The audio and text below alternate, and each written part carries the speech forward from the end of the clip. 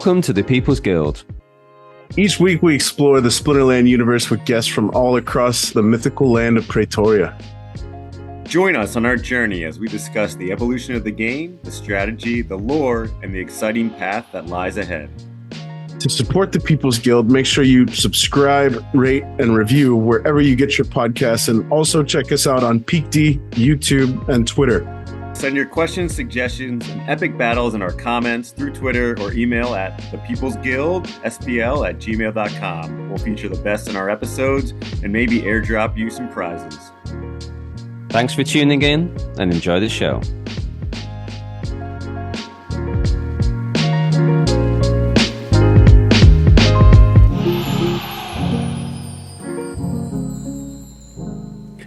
Welcome back to the People's Guild. Another week, another episode. One of our great buddies in the Splinterlands Praetoria community, one of my longtime favorites, one of the first guys I think I ever came across. It's turned into a little bit of an annual tradition about this time of year that we get Dwayne on. This one spawned a little bit differently than conversations past. Just kind of, had been a little while since we had heard from Dwayne, and there was a little bit of a hibernation period, I would say, across most Splinterlands content creators. So, we took the initiative, reached out to Dwayne, come out of that hole, man. It's the sun is coming out. It's time to get some sunlight on your face, and Dwayne was happy to oblige. So we're lucky to have you back, Dwayne. Great to see a smile on your face, and good to catch up, dude. Welcome back. Thanks, man. Yeah, it's been good. And like I said before we went live, I've been having conversations with people from the community, all Splinterlands related, crypto related, staying connected, and let's just touching the community in every way I can. And but there's been a craving for more of it, and then a few voices that I really respect were just like, hey, including you guys, hey, like, what about we do something? I'm like, you know what? Yeah, it's time to get out there and start doing it again, because I do want to talk Splinterlands and I'm enjoying it. And, I'm still I've been quietly enjoying it while I'm bogged down with the family stuff and with my new career. And my new career is like, it's not even all that different. I work for the same church, but it's a different location. It's a smaller unit, but it's a whole other community I'm learning. There's just layers on layers within my life right now. And then, dude, fitness. Jangles, we're getting older. Jimmy, we're getting older, eh? Like, we got to be careful about that stuff, especially we got the little ones we got to care for. You got to watch that stuff. And I'm inching up. The inches are growing. So this season of my life, just 2 or 3 different things: my new son, my new job, my fitness goals, trying to really dial some stuff in. And unfortunately, video games and some of my joy has kind of slipped away because of it. But yeah, I'm back and we're going to keep going. How old are you, if you don't mind me asking? 44. Okay. Yep. Yeah. Creeping up. It happens quick, man. It does, definitely man. does. Yeah. You hit that point where when you're younger, your metabolism is high. You feel like rubber. You almost like don't have to do anything. You're in shape. And then all of a sudden it's like, whoa, wait, where's this belly coming from? Or oh, my back's a little sore moving this stuff that never happened. And you actually have to start actually really working on these things. The other day, I started joking with the wife. I go, we need a new mattress, babe. And my back's killing me every morning. And then she goes, I don't think it's the mattress. Yep, it's true. I will say one thing I found that's a lot of fun is the Oculus supernatural workout thing. My wife we got an Oculus to be part of a case study for this NASA scientist who's doing like their circadian rhythm technology, and a friend of a friend is working with him. So yeah, we volunteered to be a case study for this thing, to study group.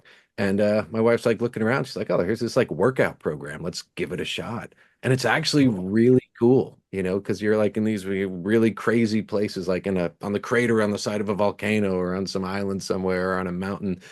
And all this, you're doing this really like intense physical workout. You're moving around. You're sweating after 15 minutes, and it's fun. That's the whole thing is making it fun and actually enjoyable to do. I've played a little bit of that stuff with like some gaming, and there's one I don't know if I remember the name right now, but I've on my PS4 I have the virtual whatever they're called, like the virtual reality goggles, and there's some amazing games, and that technology is nothing compared to the Oculus. The Oculus is wild. I've tried that too, and some of that stuff's really fun. Yeah, I would love to see a little Splinterlands Oculus thing where we can do some actual battling. I would Yeah. change my workout routine to include that. That would be fantastic. Yeah. Maybe even Fun. to work out in one of the settings. Like you can, Matt, you just said you're like standing on a cliff in Oculus. What if it was a Pretoria land or whatever? That would be amazing. This animated Victoria landscape with all Yeah. those stuff moving around and birds flying and steam coming out of the side or whatever. Little Nate would You guys love making that. don't give Nate magic. any ideas, guys. Oh, yeah. He doesn't have enough to do. He needs to design all these 3D Yeah. landscapes to play in, which they're working on. And Dan, Dwayne, you do look great. I've noticed your mustache move from the top to the bottom. Looks sharp. Love it. Love it. Can't I get this think thing that's pinned down. 3 or 4 episodes in a row where we managed to relevantly comment on the guest mustache. So let's Nice. keep it rolling. Nice. That's a secret. That's like a secret insider joke for the TPG fandom. Yeah, Well, Jangles is exactly. coming in nice too. That's you're just getting the full-on Derek Smalls going there, so that's pretty cool. Getting ready to start some vacation. I'm already embracing it. So yeah. Where are you going? Not the office. That's the biggest win. I think I'm gonna actually head over to the East Coast for a couple of days. It's been, gosh, I was trying to do the math, but not really do the math because it's a little depressing. But I've been married to the office for the better part, I think, the last 18 months. So I haven't really taken solid time off for myself. So yeah, East Coast bound. For any travelers out there, the East Coast of Taiwan is it reminds me a lot of like the Hawaiian coast, where it's these big, beautiful cliffs that just fall off into this amazing, pristine ocean, set in, Southeast Asia. So, beautiful landscape. And yeah, that's kind of my paradise. My one day dream is to buy some farmland out there and just kind of do some self-sustenance sort of thing. And Hmm. yeah, so hopefully this time Would that next be week I'm would over that there. be a retirement thing, or is that like a vision for an ongoing existence while doing some of the stuff you're already doing with the kids? Um, we are a little bit of both. I mean, I think we are kind of we're getting close to the position where I can step back a little bit more from the day-to-day stuff and start to manage bigger picture. Cool. We also have the opportunity of setting up like a satellite branch on that side of the country. So I could kind of kill two birds with one stone. There's a lot of folks. I think, we were talking a little bit about, byproduct and side effects of the pandemic and the East Coast of Taiwan. If you look at, I always find Google Maps, maybe I'm a little bit of a nerd, but I love the world view, and you can see like population density and distribution across, just based off of lights and roads and that sort of stuff. And if you look at the map of Taiwan, I think it's about the size of Delaware for context. It takes maybe 4.5 hours to go from north to south coast. Wow. And there's 25 million people here. So it's crazy population density, and it's all up and down the West Coast. East Coast is pretty much lights out, big, beautiful nature. Well, that over the last 4 or 5 years since COVID, that has started to change, and there's been a lot of exodus from the cities moving towards that side of the country. So with that comes opportunity until the urban infrastructure and the necessary businesses are put in place, that opportunity is going to continue to be present. So we're kind of in a position to we've talked about the idea of me moving over and potentially spearheading opening up a new branch over there, which could segue very nicely into retirement. So bit of both. Nice. Yeah. Yeah, I think about things like that too, especially land and trying to be more self-reliant. It's been a theme that I've explored from an education perspective, like learning new skills, building. I'm learning how to build, make furniture, literally build houses. It's all just through YouTube because that's like the technology is like the information's available for anybody who has the And I find that it's not even it's like no longer a lack of it's no longer these questions or these challenges in people's lives, whether it's, farming or building or, learning any sort of information. It's never it's not a lack of knowledge anymore. It's just a lack of vision because, and I see this so often, even like I've been running recently, people will say like I'll run 10K and people will be like, wow, I could never do that. It's like, dude, you put one foot in front of it. There's nothing, it's not like, it's not rocket science. But people actually have in their mind, like, I could never do that. And that's the starting point. So you could never do that. Somebody, I forget who says it, but it's this great quote. It says like, whether you believe you can or you can't, you're right. It's, like that starting point is a presumption that undergirds your success or your failure. And so like, if you just believe that I could take a stab at this and just, I could figure it out and that's always my heart. Like I can just figure it out. I don't know how, but we'll get there. I love it, man. My initial reaction was, maybe that sounds like something out of David Goggins' playbook, but I think there'd probably be a few four-letter words in there. Yeah. Talking to the inner bitch is how he refers to it. I just read his new book. Oh yeah, I like him. good. Yeah, I like him. Worth Yeah, a read. it's good. I mean, if you like that sort of like I read Can't Hold Me Down, and then I read I forget what it's called now, but I just read it.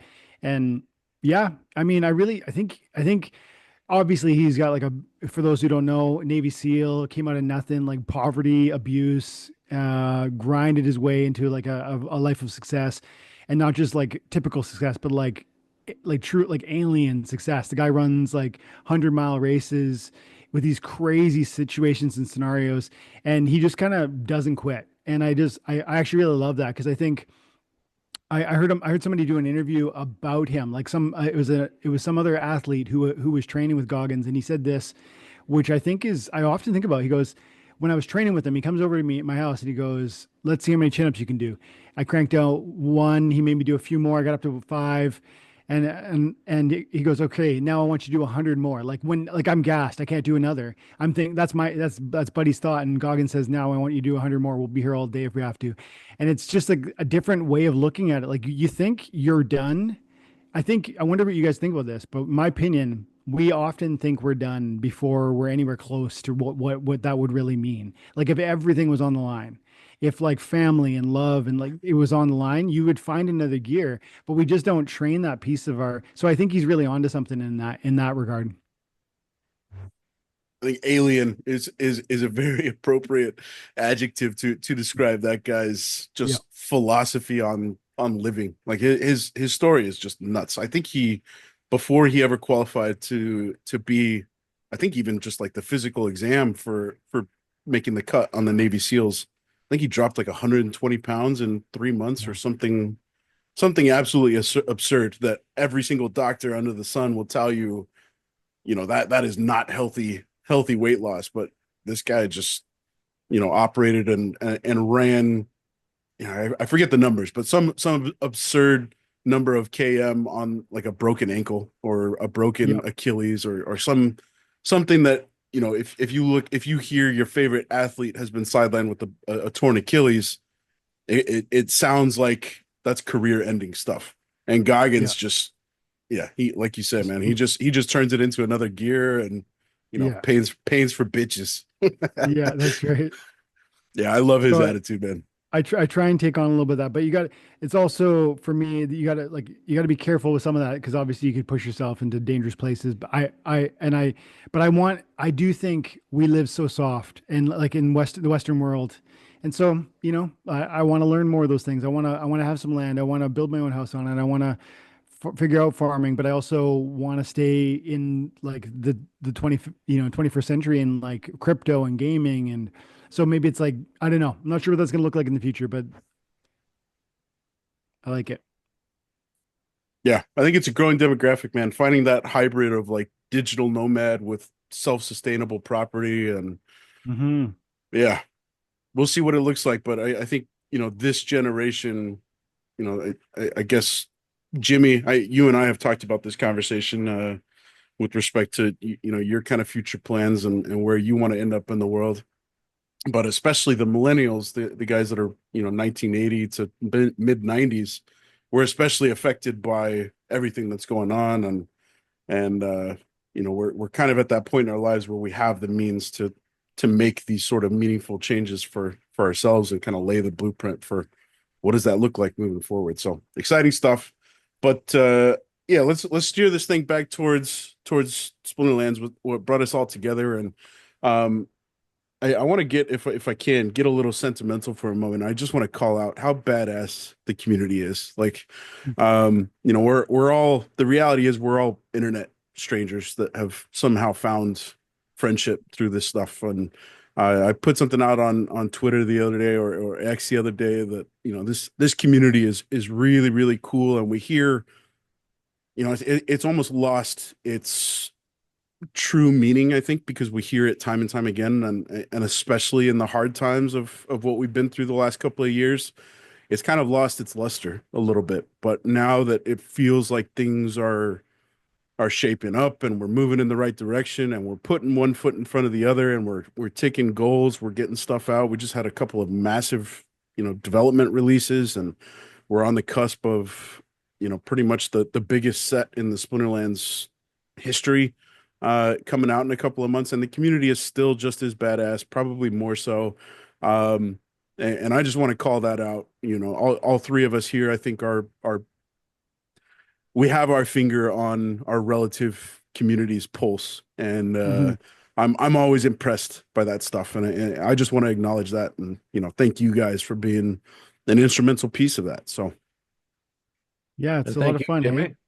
Yeah, same with you, man. You guys have both done, like, I've just been floating around, but you guys have both done some amazing stuff in content creating, and really staked your ground, you know, saying, here's what I'm doing. This is what I mean. I've loved watching Infidel. I loved watching your videos for years, you know. Also get a little notification come on if I'm in the shop working sometimes, like, nice, let me pop on the video. And Yeah. loved your content for a long time. You're brutally honest, but objective. You know, you're like, here's what's going on. Here's what I like about this. Here's what I don't like. I've always valued your straightforward delivery and opinion. Thanks, man. Yeah. Yeah, it's like like listening to that town hall the other day, or no, earlier today. That was 3 weeks ago. I know you guys were kind of letting me know like some of that stuff is kind of being overturned or reconsidered or whatever. But I was like, I haven't stopped being excited about Splinterlands at any point in my sort of hiatus, but I was feeling a new stir of real excitement because of just like some of the conversations around the way there could be this multi-pronged logical approach to like sharing the joy that you're pointing to, Jangles. You know what I mean? Like there's a great community, and I've said before, if Splinterlands thrives or if it dies, I think it starts with like the crown jewel doing what it does or doesn't do. Like the community. The community is the crown jewel. And it's why it's like a huge piece of why it's so fun to be here. And it's also sometimes that toxic place that you just want to like you want to get away from. And we remember where Discord went, like what was that before they made those switches with Discord? Sometimes it's such a gong show. But and some of those people like no vested interest, but just being here to be salty. And so I mean, like for sure, the community is amazing. And even now, like looking through, watching some of the conversations on X and Gold Matters and Dahota, and yeah, I mean, it's like these guys are still constantly conversing about stuff. And you know, even though hiatus, how long? 2021, you know, going on I guess 4 years of, you know, prices not being where we want. And now, but looking forward to Conclave Arcana, man. I'm like, that's a piece of it too. Like, I'm super hyped about it. I'm hoping my other crypto things will pull the way I want, and I can go hard on Conclave Arcana and maybe see an Infidel be in this game. I'd love that. Getting your own summoner, just going big, that'd be awesome. That'd be amazing with the Frank Zappa chin thing on summoner. That'd be fantastic. Maybe, hey, one of those. Yeah. Yeah, that's probably a good idea, actually. Imagine if the what is that called? There's a certain word for that facial hair. The flavor saver. The flavor saver. So if the flavor saver was the character and Dwayne, you were just the background art. My wife calls it a soul patch. I don't know where that comes Soul from. Yeah, patch, that's the one. that's it Yes, too. Yeah, the that's soul it too. patch. Yeah. Yeah. Has many names. It's known as many things there. So if, And if you there's could pick, oh no, go ahead. Go ahead. I was just gonna say, my wife's favorite movie, starting, maybe you guys can help me. It's got Bruce Willis, The Fifth Element. You guys seen The Fifth Element? Oh, many It's moons been a ago. long time ago. Yeah, Okay. but yes. There's kind of a troll in my audience that over the years has made this comment twice, and both times he said it was further enough time apart where like I literally laughed out loud when I read this. And they said something like, who is this guy, and why does he look so much like the enemy, the bad guy from Fifth Element? If you guys Google that, the image, I like that with the hair and with this thing, like I actually really do. And so I would almost want to like lean into that, like kind of bad guy with like, the slick back hair and yeah, It's Gary something Oldman, like that. man. It Yeah, is Oldman. Gary Oldman. Look at that. Yeah. That's funny. It's spot That on. is Soul funny. patch. Yeah. Yeah, The yeah. The Crack. swoop. The The swoop. first time I read that comment, I literally just was howling. My wife was like, "What is going on?" And I showed her, and then she started laughing too. That's pretty funny. Jean Actually. Baptiste Emmanuel Zorg. There you go. That's your Halloween That is costume every awesome, year, dude. ready to go. Yeah. Just don't do anything and be like, this is my Halloween costume. Let's So I was dive gonna into ask, to Conclave Arcana. Go ahead, Jimmy. before, like, theoretically, if you want a summoner and got to choose your element, I know that's not always how it works, but what would you choose for an element for your own Ooh, good legendary? question. Um, you know, theoretically, like Nidhogger aside, you'd imagine Dragon to be the beast choice, the creme de la creme. And I know Nidhogger is not what people think that should be or whatever. But I would maybe say Death. There's a lot of cards I've loved on the Death Splinter over the years. Lord of Darkness from the, I think, beta, and then Oh later yeah. Nightmare, Oh, Pegasus. that Nightmare's been one of my favorites with So Phase. good. That thing, a great tank. If you thought Magic was coming, that would So good. be play. Always love Lord of Darkness with the corrupted Pegasus behind it Yes. with the reach and the only tank heal on the Hmm. Death thing. Yeah, Death has some cool stuff, and I also love the way it's got these subtractive Hmm. stuff. All these like Earth buffs health. All Yes. these. Death does the exact opposite. It just takes things away from your opponent, which I also is really love what's his name now? Summoner? No, is he a summoner? There's a death, I think summoner who I should pull up Peak Monsters, but I'm just gonna try and remember. And it's like an angel. No, it's like it's a life summoner, I think. It's a demon that like became it's peak whatever, peak rider. Peak rider is like oh yeah, yeah. I talked to Jarvie about this years ago, and they obviously helped create that card. And he explained that it's like a demon that's like decided he doesn't want to fight for the bad side anymore. And so you can see like there's like I love that sort of stuff. And there's like he's wearing white armor, but he's black and he's riding like a demon horse, but he's Yeah. angelic. It's like that's so I cool. had And never the made that guys know what they're connection doing. before. Yeah. Yeah, the plus three armor, plus one ranged is Mm. his buff, I believe. The beta summoner, Peak Rider. I always liked him. I always thought that plus three armor was huge back in the day with some of the melee only stuff or no magic. There he is, the Peak Rider. I still use Man. him a fair bit. I play my Oh, alpha you're right. beta untamed. So the creature that rides the mountain of the life splinter. Man, that sentence alone probably makes Joey on the lore team just cringe. So much opportunity there. Strikes fear into the heart of every Chimean. His demon steed. I wonder if that's the The corrupted Pegasus? Pegasus. Yeah, Oh, Maybe. They were around the same time. sweet call out, man. Yeah, I love I mean, I think everybody who listens to the People's Guild knows that my affinity is 100% towards the Death Squad. But I Mhm. life and death, I would love to see that summoner. I don't know if it's gonna happen with Conclave Arcana, but shout out to Jarvie. Yeah, Cool card, great concept. totally. yeah. Yeah. I'm the fire guy, I have to say. If I had to choose, I'd go with the fire summoner. I've always had an affinity for the fire. I wouldn't guess that from you, Jimmy. It fires so like they're often low hit points. They huge explosive damage, like really quick, and they got to win early or Speed. they usually don't win. I wouldn't Yeah. have pinned you for a fire guy.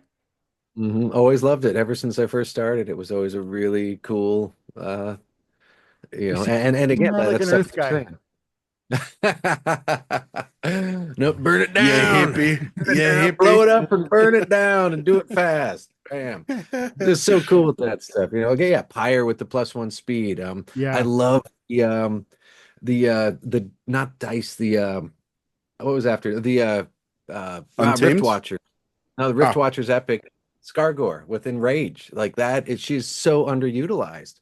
And that summoner is so cool in so many battles. When you're doing some melee stuff, and not expecting the magic, all your cards just getting enraged when they take damage is Hmm. insanely beneficial. It's so cool. It makes them really hard to hit. They attack, way before everyone else. It's great. Good Yeah. stuff. I forgot her name. Yeah, and that was one of the first cards of the kind of the newer art style that just blew me away. That Scargor artwork is wicked. She's like busting, she's slamming the hammer. And by the way, shout out to the art team and to Nate and the boys, or boys and girls, I don't really know. But that's Scargor is a female dwarf and she's rocking a beard, which from Lord of the Rings is Straight up appropriate. Tolkien, man. That is It's straight up appropriate. Tolkien. Yeah. Yeah. Yeah, 100%. I love that detail too. I was like, all right, there's another little Tolkien nod, Yes. So on our good. Splinter team, the bearded female dwarfs. Yeah. Yes, there's a line in some Tolkien somewhere, I forget which one. Might have been some of the older, Silmarillion type stuff where they said people who aren't dwarves can't tell the males from the females, basically. Hmm. There's like something only they could tell. Yeah. so you guys were Yeah. I'm a talking big about the fan. nightmare. Have you guys seen the final rebellion card? Ah, yes. This It's guy, hardcore. super reminiscent of Nightmare. Really fast. Let's look at the max level there. Yeah, same So this speed is actually, the the next 6. voucher card. Mm-hmm. So phase with 6 speed, and you got death or dragon. Interesting. So Mm-hmm. you could bring Nidhogger and give him 2 speed. You could bring what could you do with the death there? You could give him an extra magic damage with Lorcus. Double Astral strike. Oh, he Entity could play. He gives could him play any dodge. splinter. Dragon makes him playable in You're, every single splinter. When you think yeah, about it, that's true. But then the summoner, like I'm just thinking from the perspective of like what could the summoner tweak in it? But yeah, Cryptmancer has them. Could give him basically an extra speed by taking a speed away from your opponent. mhm. Dude, six What else? speed. Yeah, Cryptic, the he's built-in almost too blinds. OP, man. That double strike at max level is insane. Actually, if you I'm think about it. this as I just was sitting here, Jimmy. I was thinking like it's hard to argue this isn't power creep. Yep, I've been Double thinking that. strike with the 3 bombs, 6 speed and phase. And it's not even like he's vulnerable. Like 9 hit points is a lot of hit points. And hmm I mean, And you it's a know, rare card. it's a rare. I didn't even notice that. Yeah, Yeah. dude, that's a rare. Yeah, so he's going to be in the what's that rule set? No, Commons just and the rares. common. Yeah. Common. Yeah. Well, I Mm, think so. So what I really like about this card is, one silence on the opponent's team makes that double strike. If you're preparing for it and you throw a void out there and a silence, you're taking mhm, 1 damage per strike, which is not, that it's going to take a few rounds to break through. mhm. And Yeah, and some uh, magic reflect can hit him back pretty hard. Magic yeah, reflect with amplify can definitely do some damage if you're expecting him, for and I, sure. I feel like the Nidhogger play, especially, I feel like this card was made with Nidhogger in mind. Putting the execute on this guy or putting the blast makes Nidhogger as a viable summoner. There's a better argument to be made than there was a week ago. Uh, Yep. but the other side effect there is, I know that you love the Riskrel Drath play. And I feel like Hmm. because this is a huge buff for the Nidhogger squad, all of a sudden the squirrel becomes that much more viable because of the True Strike play. There's just not a whole lot of a True Strike available in the game, and Yeah. that in conjunction with the taunt play, this guy is an immediate target for that. So yes, I think there is a little bit of power creep, and three magic double strike feels like it could be a little bit too strong. But I think there's great counters that we just don't see because Yes. tofu is so overpowered right now. And I feel like this Totally. levels the playing field and introduces that rock, paper, scissors where, okay, if I'm expecting Nidhogger and I'm expecting this guy to be rolled out with, the execute and the +2 speed, your only way to touch him is probably the squirrel with True Strike, which is, Mm-hmm. yeah, it's good for the game. It's good for the meta. Yeah, and I think you're pointing to something that's important too, Jangles, when you say how this kind of leans towards, for instance, supporting maybe alternatives to tofu. That's always been like I think ever since, at least ever since Kitty, these conversations have come up where some of these cards are a little crazy and maybe they're a little too far. And then there's always, always, always, for 4 years now, been like these countermeasures that the game tries to implement that a little bit change the conversation. They don't necessarily nerf, for instance, Kitty or tofu, but they introduce these other things that maybe give you this different look, and now it's more of a conversation than just a slam dunk or 0-1 binary choice. Win or choose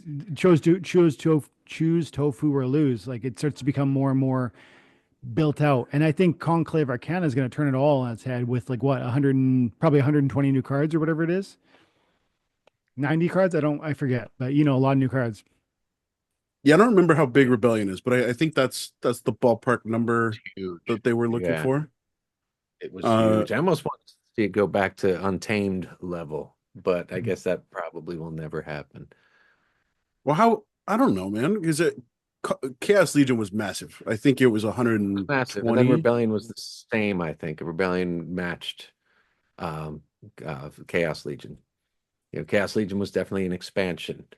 Untamed era, you had I think 2 legendaries, per and now it's 4 per element. Mm. No, there's only Common, 4 two in common. Rebellion. Two Are there only 2 in legendaries. Rebellion? So 2 legendaries So per element? with all, I'm looking right now, with all the airdrops, the Yeah. core is 94 cards Yeah. You're saying Rebellion's 94. from Rebellion. Yeah. So, Gotcha. and That was then little smaller than Chaos Legion, right? And Or was it the same? Untamed, let's see, Untamed was definitely smaller. It had the 4 84. common. Yeah. Yeah. 84. Yeah. yeah, so we'll So be not too much something in that bigger. range, right? I We'll think so. like I think so. yeah. But that's dude, that's way more than enough to just really throw a monkey wrench in whatever you think is going to be your current play. And people have been talking about this for months. I've seen great content from Magic the Gathering even months ago talking about you better be ready because where your heel's coming from or who's your tank on your main splinter. Those are thoughtful conversations that are like, if you haven't already thought them through, if you're still going to be playing Splinterlands in 6 months, you better start thinking them through now because there's ways. I bet the prices. I haven't thoroughly examined the market, but I can see based on my card valuation, there's the card prices have not gone running, which means that if you want to prepare for some absences or some let's say cracks are going to form in your armor once you lose Chaos Legion in the Modern League, you could think that through now and pick up probably some affordable alternative solutions just to kind of fill out some of those important things like tank heal or shield or who's a main tank or whatever. hmm Yeah, now's the time for Rebellion too. I've been I did not dive into Rebellion hard at the beginning. I did get some cards, early on. Many, I'm looking now and I'm like, ooh, like the prices came down considerably, since the airdrop have ended. But they're getting soaked up. Like right now, I basically almost finished my Rebellion collection in the past week or so. Hmm. Um, and the Woohoo. announcement I wasn't putting any money in to the game for a long time. Anything I was doing was basically cashing in a little SPS to get some cards for land or do stuff. But with the announcement of Dave being the COO, that literally revitalized my belief that we could actually go somewhere. Literally before that, I was on the verge of like, oh man, if nothing happens in a few months and this bull run takes off and leaves us behind, I'm gonna have to, there's a good chance I'm gonna be selling out. And the announcement of Dave taking over was just completely changed everything. So for the first time in a while, put some outside money in and basically finished off my Rebellion set almost entirely. And some of these, Nice. I've been watching for months. I've been watching prices go down and down and down, and they had finally hit a bottom. And now I was recording. I was kind of started keeping track, and we had hit a bottom not too long ago, and I was watching them start to go back up. I was like, damn, I missed that one at the bottom, but it's bounced back. It's $10 more than it was 3 weeks ago, but now's the time. And I bought some of the last available max cards on the market for many of these. I think I bought the last Endless Ape the other day. And, because I was watching and there were not many. And one finally came up for I think it was like $40. And I just I grabbed it and I have not seen it replenished. There's very thin floor for many of these Rebellion cards. So thin. I'm looking at the summoners right now, and actually, you said the prices have come down, but in my looking at my own Rebellion set, I'm at $4,200 on my Rebellion cards, and I put in about, I'm gonna say 2,500 on my Rebellion from pretty much. I don't remember exactly when I started buying them. I wasn't buying packs really. I don't think I more bought just singles. But I think I have maybe I could pull up this data, but I pretty close to maybe half of a sort of a Rebellion set, and a good amount of the legendaries, but not necessarily a lot of the sort of mid range or the non legendary Rebellion cards. But yeah, my cards have gone up like 25, at least 25, 30% on my I think the Rebellion average collection. is skewed. I honestly think that cards like Tofu that have just become ridiculously expensive are skewing the average when you're looking at it from a set position. Because Mm, I'm watching, a lot of these cards I paid for, like I'll just Chaos Jailer off the top of my head. I watched that card be $90 for mm, months and months and months and months and months, and then I finally grabbed it at like 40. You know, mm. uh, there was a bunch of those rare cards where I was just like, they were close to $100 for a very Mm, long time. I yeah. grabbed some at like 60. Yeah, Earth Magic one. There's some I grabbed at like 60. I'm like, oh my God, it's finally cheap. And then now it's 40. Or like I honestly think the Tofu and those the Sasha Toledo, those healers, the Moxian Rebel, there's some cards that are pushing that average way up. Yeah, those are all the ones I don't have though. I almost need to do a video on this. I need to do a deep dive on like why because that's an interesting conversation. Like why has because it's, I do think there's a conversation to be had around how Rebellion compares in its price stability, even if it's dropped and mine has gone up, but its relative price stability compared to, for instance, Chaos. That might be an interesting conversation or a thread to pull on. Maybe it's just my unique cards, and I bought some of them OP ones that have held value more, or maybe yeah, I don't know exactly what's going on there, but I almost want to do a deep dive on that in a separate, there's something there, I I think. expect them to go back up too. And like I said, I'm pretty sure after paying close attention for many months at this point, that we're bouncing off the floor and we're Mhm. back on the way up. And again, people are grabbing. I'm suspecting I'm not the only one who's saying I'm going to finish my set, Mhm. now, while I can. Well, And there's there a was few big things kind of at play at the same time, so it's tough to kind of pinpoint where is the drive coming from. But I suspect you're right, Jimmy, that the floor is rising on Rebellion stuff. The print rates is just it's I think it's right there with beta, right? Like it's less than 1 million packs. Untamed was even bigger, like by a good 35% yeah, or one something like that. 1.2, I think, for Untamed, I believe Yeah. was the pack number. Yeah, so Dude. Rebellion is more scarce than that. And we're getting ready to finally see Modern kind of flex what we've all been hoping for with Modern. Because originally when Modern and Wilds, when that division was made, it was a set like Rebellion through Untamed, and it was very scarce. It was hard to come by. It was bloody expensive. And then there was Chaos Legion, which was, obviously just printed to oblivion, and the floor every month the floor continued to to fall out from beneath it.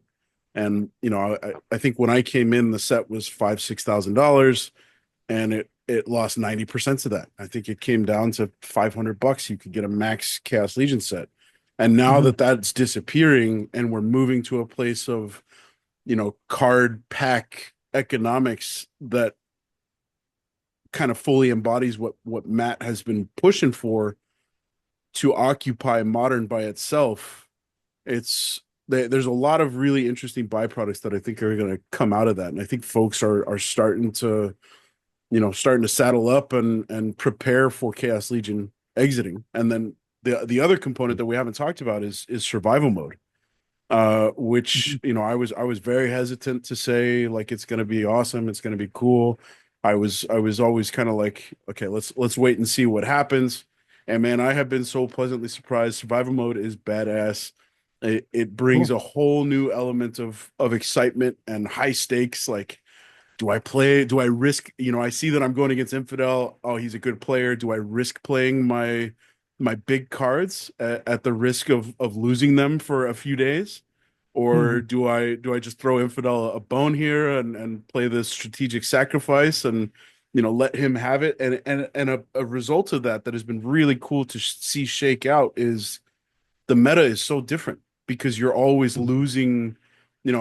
I lost a Venka my first battle of survival mode in the new season. You're just like, oh shit, well that foils half of my half of the real strategy that goes down in Modern Champ.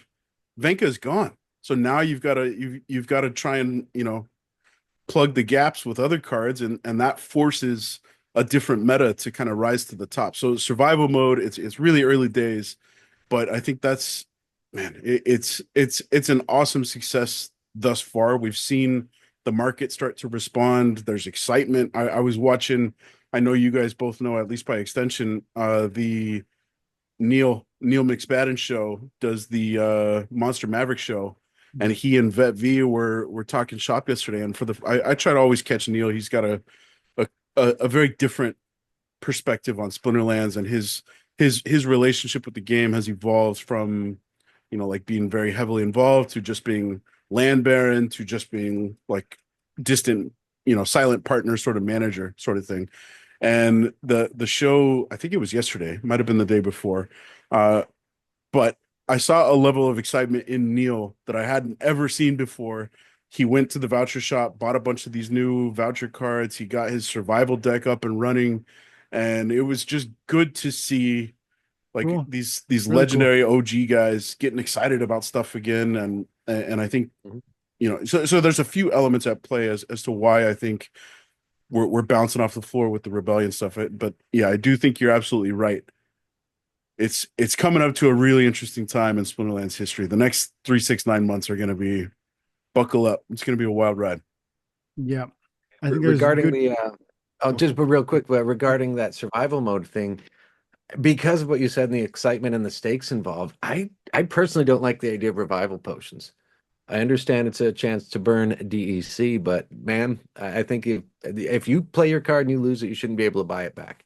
You know what I mean? It should be like, if you're playing this game, it's freaking high stakes, and if you lose a card, it's in cooldown for however long it is. That's just my personal take on that. I haven't messed around with it yet, but I did see that it came through, and I guess I just honestly, I'm intimidated by it. I think it's scary. It's scary. It is scary. I feel like I understand the game pretty well. I'm by no means excellent, and I do think often when I lose, it's not necessarily I'm getting outplayed. It's more often that people have access to tools that I don't have. So I probably would put myself above average. But having said that, I don't know. I should just give it. I should just almost fire it up for this season. I got almost the full season, and just go and see what I can do with it, and just have some fun and kind of record. It might be a good little mini series for me to cover on the channel too. Give me some topics to talk about. I think I'm going to do that. Dude, it is a lot. So personal advice, the end of season marks a complete wash of all the cooldowns. So in those last 2 or 3 days of the season is kind of prime time to go heavy. Because the consequence is limited. But it is important to bear in mind that you can't use those cards if they lose they're gone from brawls, they're gone from tournaments, they're gone from ranked. So last season, for example, I got all of my brawls out of the way as quickly as I could, burned all my energy in ranked, and then lost almost everything in survival to round out the season.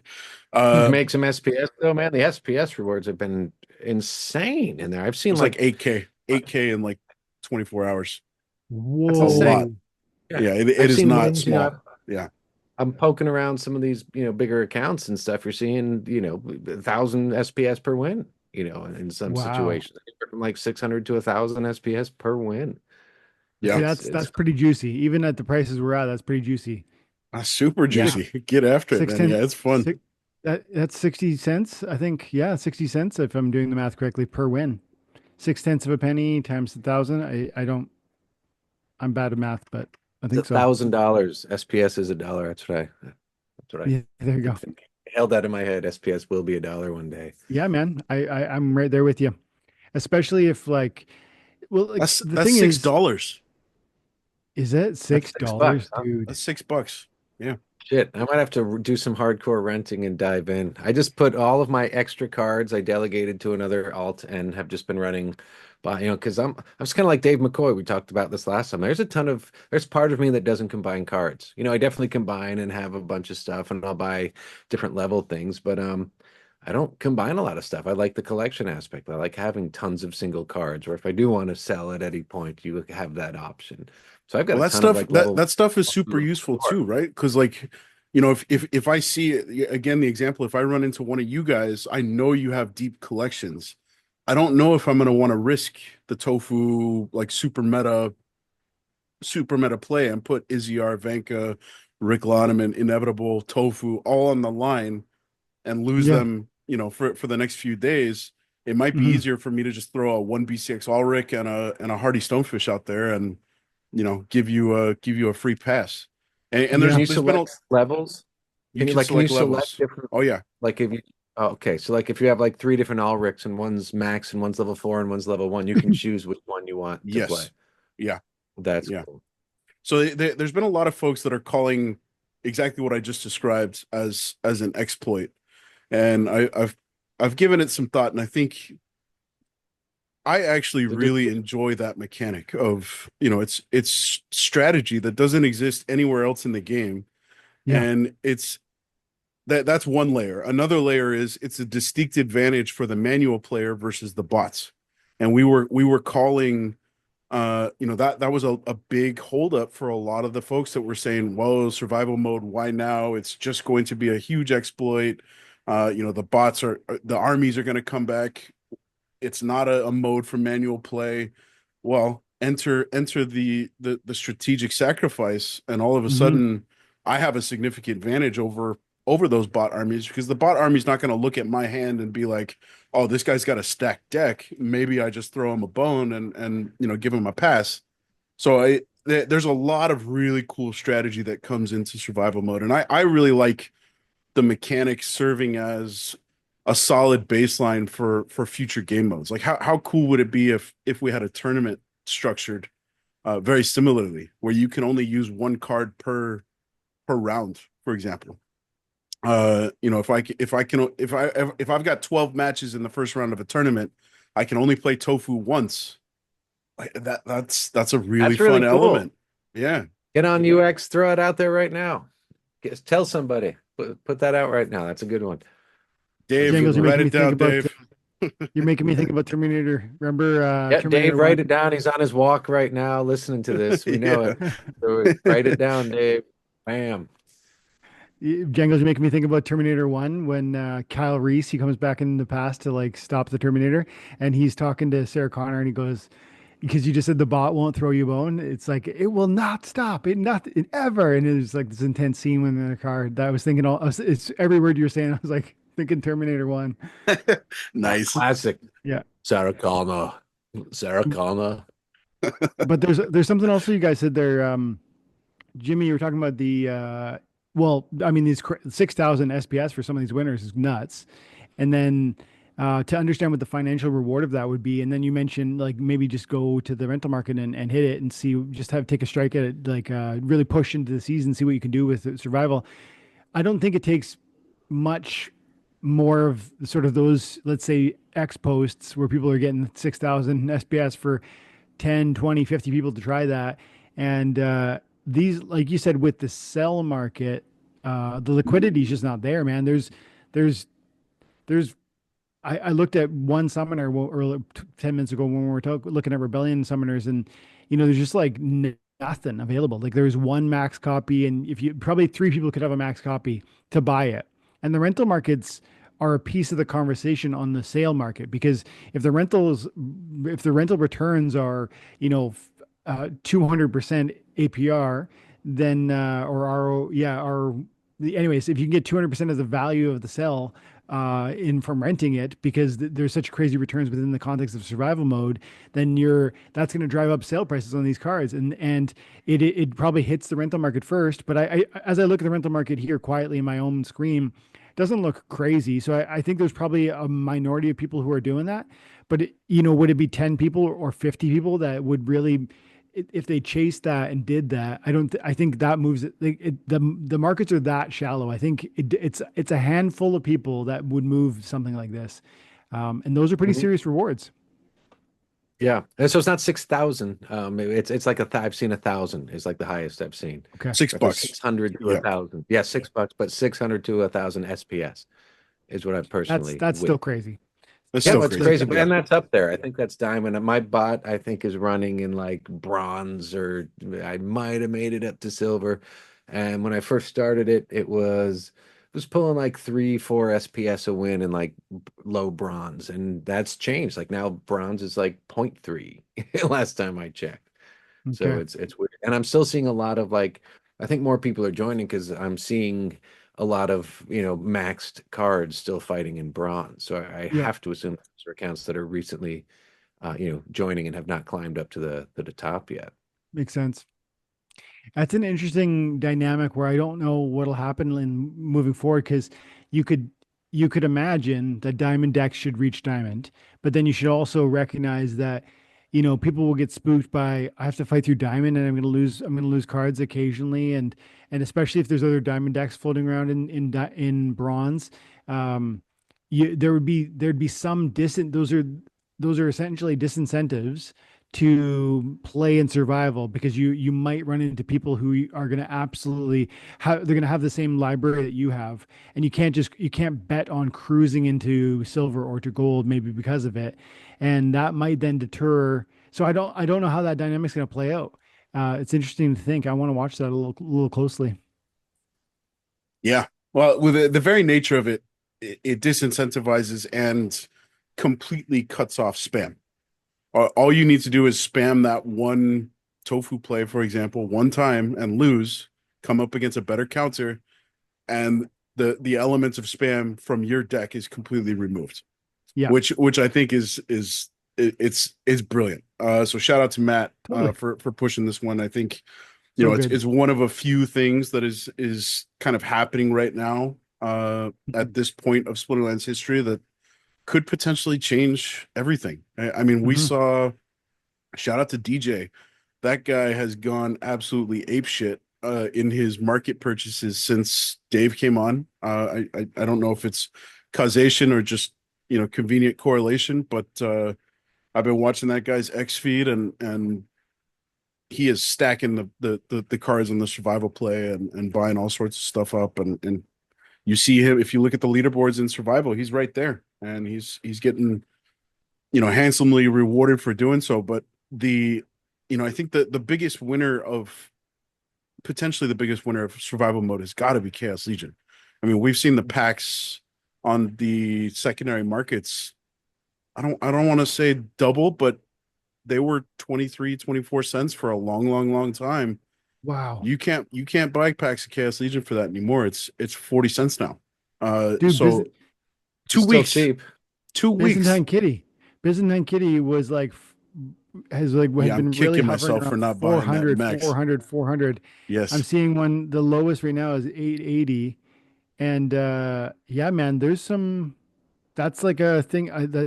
Yeah, there's like a lot of price increases on some of these important summoners, probably almost exclusively out of survival. Hey? Yeah, But Aftersound did a video just the other day, kind of quick knee-jerk reaction on survival, and I think he highlighted that Untamed, the set value has, I want to say, moved much closer back to its when it was still in modern set value prices, which Cool. is just crazy. I mean, we've all been saying wild is where cards go to die.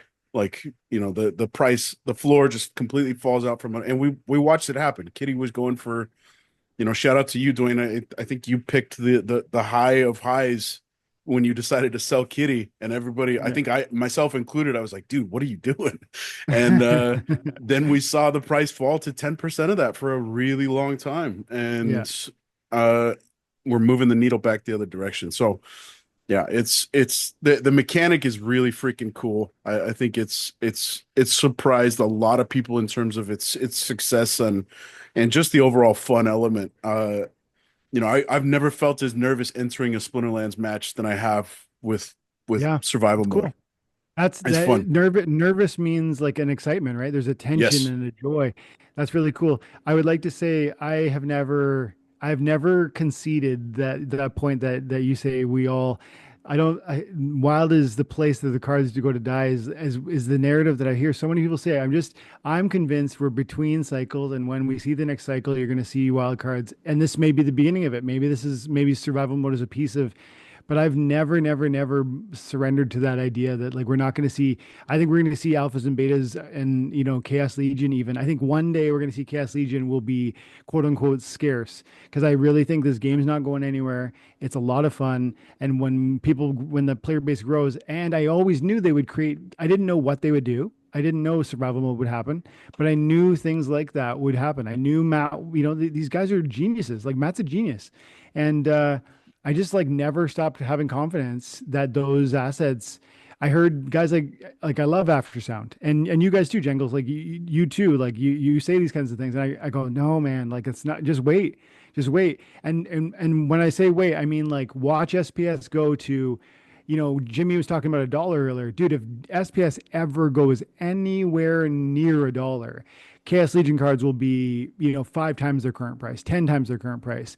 And I don't just say that to single out Chaos Legion. I just I put it on Chaos in that conversation, in that comment, because people think Chaos Legion was the one that we ruined it and we printed way too many. And yes, we did, like compared to the comparative other sets. But man, if we actually see token values reach a place of, I think even 10 cents, 20 cents, and you start to see 15 SPS times 25 cents, like you're talking dollars per win. And suddenly card valuations go bananas, everything, including Chaos Legion. And I've just always thought that. And I continue to stand by it. And I know it's premature. And I know this little blip that's maybe just this week because of survival could die tomorrow. I would still stand by this sort of confidence, because it's not founded on one idea. It's founded on the game is fun, and I believe it has a future. And the scarcity of even Chaos Legion, in my mind, doesn't outweigh what I consider the potential future growth of the player base, in my opinion. Yeah, that's something that's always bothered me, is when people will point to Chaos Legion as a problem. And I'm like, no, the problem is we're not getting enough players to soak that up. I mean, Chaos Legion has less than 5,000 max sets available. That's nothing. That is nothing exactly. If we just get 10,000 players, it's like, and that's not even a big number. So the problem is not Chaos Legion. The problem is lack of players. Well, Chaos Legion just highlights and amplifies the fact that we haven't gotten new players. Untamed, Beta, Alpha, Rebellion, they're at a different watermark, right? They're at the low tide watermark. Chaos Legion was created and printed at the high tide, and we've just seen the tide recede. Tons of people. Yeah, and we've just seen the tide recede, and now we're staring at this high watermark. Well, the reality is, if we 10x the player base, all of a sudden that high tide watermark is drowning. Like we're in a really good position. So, but Dave will be smart for buying up all that Chaos Legion he's been snagging. Disagreeing with you there for a second there, Jengles, but I gotta give you some props too. Cryptic, you've all since day one, remember, you've been telling me cryptic, and I was like, this card sucks, and And look at this price now, man. Cryptic is the number 2 in terms of the modern legendary price point summoners for, let's see, is that true? Modern, I'm Yeah, I clicking on was just modern looking in league. the background too. I wasn't gonna Cryptic pick on you, 40. Dwayne, but Cryptic is still my favorite of the legendary summoners, man. He is How much so is it? good. What's it at right now? Low buy $49 per BCX, 40 and 67 cents. $40 for the per BCX, which and compared to tofu, which is 57. So I mean, yeah, there's a 33% differential between those two, but Cryptic was 2025 like 4 months ago. Um Hmm. Yeah, that's where and I bought it at the airdrop. It was about $25. it's just it keeps gaining steam, I think. And then I look at Elias Pruitt, it stayed pretty stagnant. Nidhogger has gone down a little. Drath has Oh, pulled what's up a Nidhogger little. at? What's Nidhogger Nidhogger at? Nidhogger's at 24 right now, but it was 30 Still high. yeah. Oh, I Yeah. missed it at 15. I have like 5 from the airdrop, and then I saw it hit 15, but then Mm. Jangles convinced me it was a shit card, so I didn't buy it at 15. No, I'm kidding. I'm just throwing it at you. Hey, all But I did but was no, put the I proposal out slept. there, man. I slept at 15, and it's now it's 25. I'm like, damn, missed that one. That's the one. That's my last card I need to complete the set, I think, actually. I like it. I know it's not. I remember we talked about this already, so I won't beat a dead horse. We talked about it through your proposal and my response, Jangles. But I think it's a fun card. But you're right. You're everything you said was right in the sense of it isn't Dragon Legendary Airdrop Summoner worthy, but I still think it's fun. It's so fun to I drop I, I execute can't and 2 speed. I can't disagree with that. It is a fun card. It's a little too niche when I feel like Cryptic and Tofu are very, very generally powerful. Yeah, Um, true. so and that's an objective fact. I think if you look at the stats, you look at the data, it backs it up. I think this voucher card does swing the pendulum back in favor of Nidhogger being a realistic play, and I expect the team. I think to me this signals that the team not only hears the feedback but is going to implement that feedback in a strong supporting Dragon cast Yeah. moving forward. And Jimmy, I think we were talking about it with Rogue, where the dual summoners really took the reins from Dragon, which had historically been the like if you want The to make only a way to play multiple. yeah, Yeah, well, not only that, but if you want to make the power play in like big mana cap rule sets, the it's a answer is always dragon.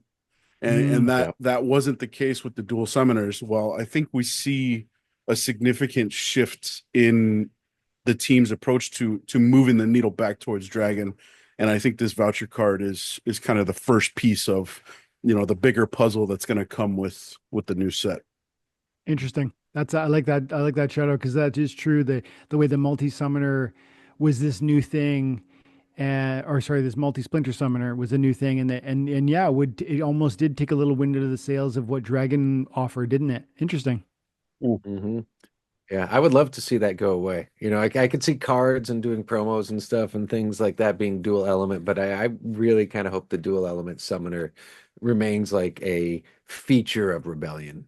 Something that we only saw for that, and maybe see some cards be dual element, but I think it just kind of skews everything a lot. Like especially when it's the Earth life together is just almost like that's almost unstoppable in some ways. It's like, oh my God, the ridiculous amount of sustain you can get from those two together is Mm, is kind of crazy, actually. It's super yeah. crazy. But Do you guys ever mess with the commons? I like the common dualies, like for 3 mana. I mean, first Yeah, of all, these the right price point. Second of all, like mana wise, they fit into obviously a lot of situations and circumstances. You guys mess with those common ones? yeah, absolutely, absolutely. They come in incredibly handy in many situations, especially in like wild. Yeah, Where there's like you'll get a match where it's just like water, death, rise of the commons. You're just like, bam, all right, we're exactly. playing 3 summoner, and I have Yeah. water and death. Here it is.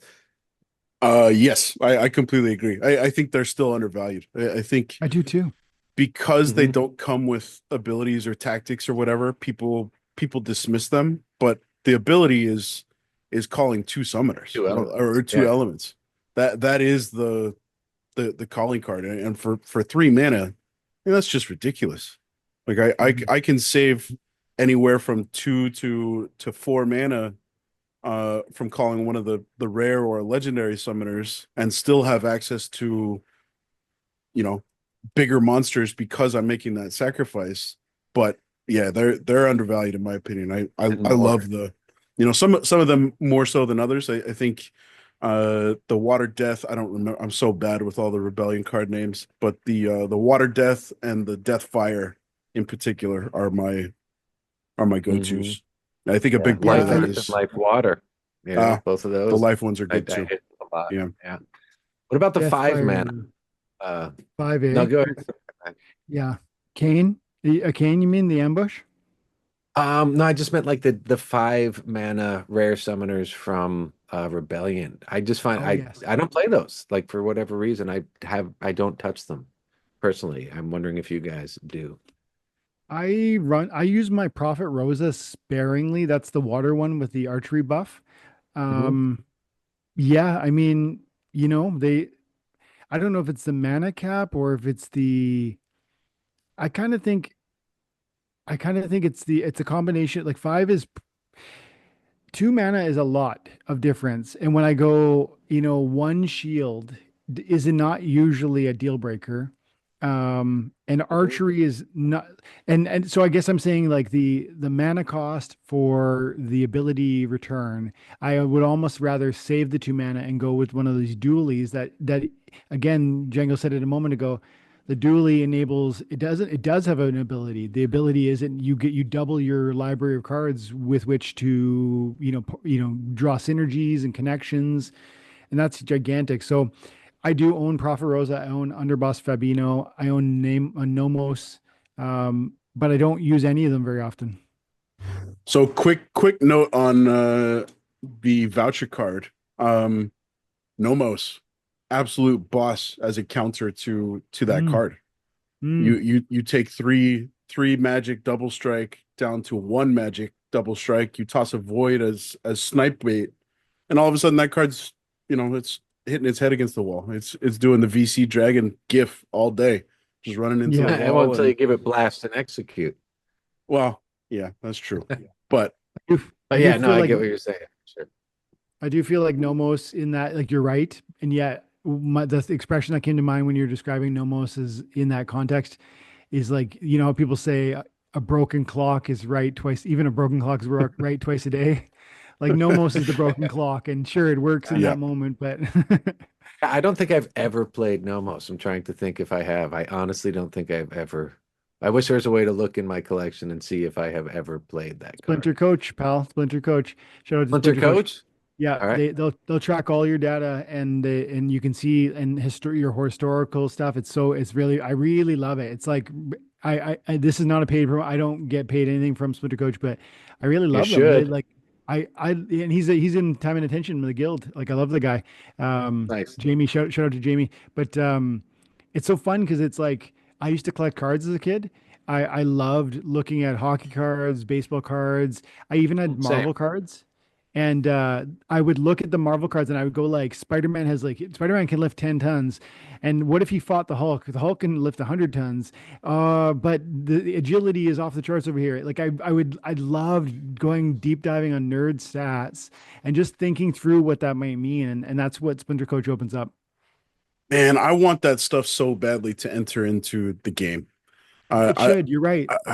Having that level of depth and analysis, being able to and I think that shout out to the team for hearing a lot of the calls for that sort of stuff. Like the customizable challenges to me represents the first step in that. So I was doing some challenges with Mondroid yesterday, just fooling around, and we after one of the matches, he was like, well, I wonder if I had played Tofu, would I have won? It's like, well, let's replicate it. And you can immediately run back the match and watch exactly how it's going to turn out. So I think, bringing all that sort of depth and analysis and statistical stuff into the game is I think a long-term vision, but I do think the customizable challenges kind of represents the first step of many to moving towards that end goal. But yeah, the Splinter Coach stuff, the Xbot Battle Vision back in the day, it was Splinter tools. You could look at what are the statistics on, what's your projected win rate in this particular matchup with this particular lineup. All of that stuff, man. I would love to see it come under the Splinterlands banner and just be readily available for everybody. You listening, Dave? Yeah, Dave, please. Yeah, I would love to see the emerging of like the customizable challenge and training mode. Like right now, training mode is you just kind of do it. Like I would love to see you be able to train with all the customizable parameters in there. Mm. Go ahead, Dwayne. I'm over here looking at, I'm listening to everything we're saying, but I'm looking at these different summoners. I'm looking at the price points. Nomos, like I'm laughing at it, but I'm still thinking, like I'm looking at it. It's to get a max Nomos, it's $37 right now. And I'm looking forward to, or I'm mentally imagining in what 5, 6, 8 weeks, something like that. No, I guess it's 8 or 12 weeks. We're going to see Conclave Arcana come in. There's going to be a summoner. There's going to be summoners that you were counting on right now from the fire team that you won't have. And like cards like this actually have a space, even if they're not particularly powerful. You have to sometimes, new players, especially I think some people who are like going to have every card, of course, you're not going to rely on a Nomus. But lots of people, maybe even most people, don't buy every card and they need to be price conscious. They need to be thoughtful about, well, he might be, not as good as for any of the other fire summoners. I don't care if he's the worst, but he's a fire summoner option. And now I can have a fire summoner team with $50 extra. And here's an interesting talking point. Brewmaster, which is the common one with the fire and the green, he's $120 for a max copy, or you go Nomos for 35 and you can get Underboss Fabino max level, which is green, for 52. So 52 plus 37 is 89. You get 2 max level summoners, Underboss Fabino and Nomos, and you save $30 instead of Brewmaster. And again, is Brewmaster better because it brings in 2 splinters in one time? Maybe, sure. I would agree to that even. But you gotta, like, people, not everybody's gonna buy every card. And I think sometimes, like, this to me, I just love this. I'm getting fired up, guys. Like, this is like the excitement of how you've heard me talk about the game within the game. This is like Splinterlands isn't just awesome because it's a fun collectible card game. It's awesome because there's this layer upon layer, and you kind of pointed to it earlier, Jangles, when you're talking about the joy and the tension of the survival. And do I throw this match or do I push hard? Or, there's these constant in this game. There's this constant management, not just of a certain battle mechanic within a given match for a set of rules. Yes, there's that, but there's also, how do I use these cards most effectively? Like, because I have a complex library and I could go 5 different, 10 different, 50 different directions. And then how do I manage my budget within that? Because my budget is a real consideration in this conversation, and layer upon layer upon layer. It's just, there's so much depth, and 7 years later, I'm still like, I'm in love with this thing. Were you here at the very beginning? It was my first day. I'm going to look it up right now. I think it's technically like 6+ years. I'm ranked. Were you here for alpha or beta? Maybe was that? I did. I think maybe beta just started. Just sold out. Let's go. Hang on. Okay. I'm clicking on my name right now. Infidel. So I started playing this game in January 2019. January 2019. That's hardcore. Yeah, man. I'm over 6 years. Yeah. Yeah. Jeez, it's already. Yeah. I think it was 2020. I think I got to look again. You click on your own name and rank, and you'll find out. I'm just the tenderfoot. February 22. The Chaos Legion when Oceanus was $500. Yeah. Oh man. Yeah. June 2020. Yep. There we go. June 2020 was a fun time to come in, Jimmy. Hey, like, because absolutely. You predated. Was Untamed released at that moment? Yeah, it was like I think Mimosa or Jotun had just come out. It was like right in the Okay. middle, early middle Untamed. And I remember buying, Jotun Untamed was not expensive when it was in print. I mean, it was Jotuns were 12 to $16. I very specifically remember that. Jotuns were 12 Yeah. to $16 BCX. I Kitty didn't sold them exist. all. Uh-huh. I Early. for I sold 12 them bucks early. each, I sold them all. I probably bought a couple of those. And I I believe it. but I even remember I sold all my llamas for $7 a pop. And Whoa. yeah. And then Oops. I use that though. I use my llama money and my Jotun money to buy kitties, which were 20 Mm. bucks a pop at that time. Yeah, I remember $22 kitties Yeah. specifically. Yeah. Crazy times. Crazy. Jeez. Yeah. I want to go back in time, buy those $20 kitties, sell them in that December of 2021, Yeah. and just, you know, go Re-roll You know live what on them. that somewhere. Yeah. Yeah. And then buy everything back 2 years ago. it makes me think what you're saying there, Jimmy, and what we talked about earlier with when I sold the kitty and the prices. There I believe, and I think you guys believe, there will come a time when the prices in this game will reach a high where we will be excited. And how high will it go? I don't really know. Especially in the next spike of green candles. I don't know if SPS. I kind of think like 8 or 10 cents is kind of where I would be. I would kind of think maybe it would be a medium term high. Um, that would be really exciting. Even let's put it that way is what I guess I'm saying. It could go higher, but you gotta. I think people who are still here and still enjoying this game, you need to really probably think this through now, because there will come a time if those green candles happen, where you're gonna say to yourself, "Oh, it's. I knew it would happen, and everything and Splinterlands, everything's going turning up Splinterlands, and this is a new generation, and now people get it, and there will never be another red day again." Like that will be a thought in our minds. That's what was Mhm. happening when Kitty was $3,000 and people were like, Dwayne, what are you doing? And I want to say shout out to Steve. He was selling. Like I was watching his live and he was like, guys, this is crazy. These prices are high. I'm just gonna sell some and I'm gonna put it aside. And I was in his live and I was like, Steve, like, what do you like?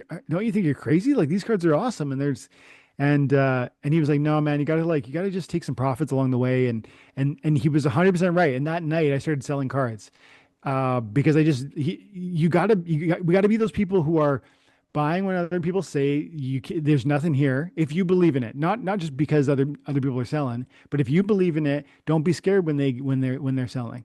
And if you believe in it long term, recognize that you can sell when everyone tells you you're crazy, because you got to be the contrarian if you're going to win, because most people lose, right? Like that's just got to be the mindset we take on. Totally. Shout out to Steve. I didn't know he Yep. was doing that. That's Mhm. yeah, it's here we are 3 months ago. I was watching Solana hit like 260, 270. I think it peaked out at, and that thought was crossing my mind, like, okay, here we go. We're hitting $500 next, and here we are today. And I got a alert on my phone when Solana creeped up 5% to 130 bucks. So it's so hard to psychologically agree with the idea that it's scary to sell, right? Like, Yeah. because that buyer's remorse is real, seller's remorse is just as real. Like, We're also at that point where, and have been, like, part of the crypto curse that we're dealing with is like people who actually understand what blockchain is, and that it's a technology that will basically take over our computer system as on planet Earth.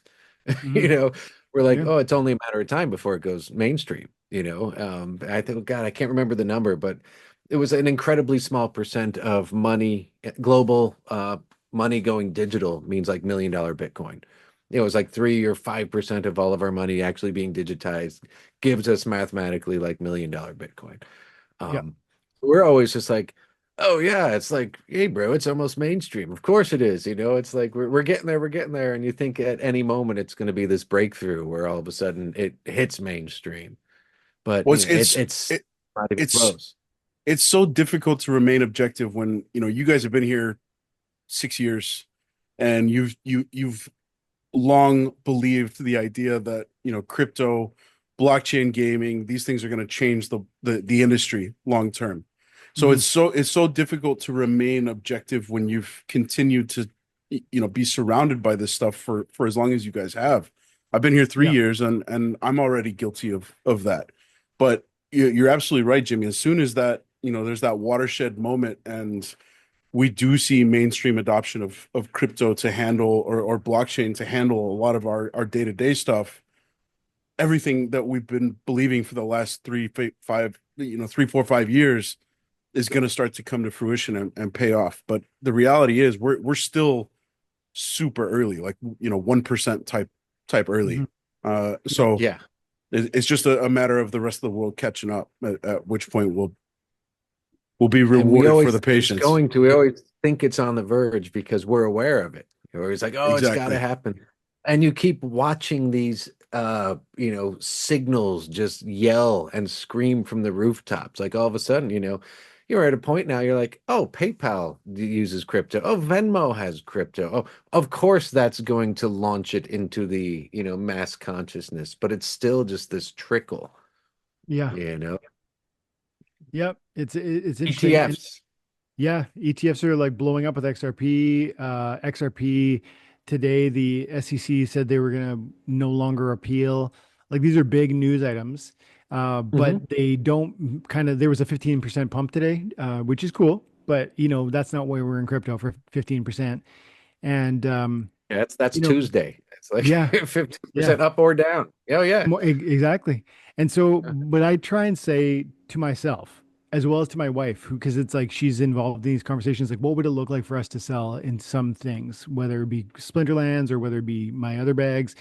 And like the conversation is something like this. I come to a formulated opinion about my positions and my bags that I'm holding. Like they're not based on guesses. They're not based on like opinions. I try and look at fundamental considerations that allow me to feel confident about what I'm doing. And we're talking about some pretty significant bags. So I'm being as thoughtful and as cautious as an investor can be, while still recognizing I have to take risk in order to put myself in a position to see multiplication.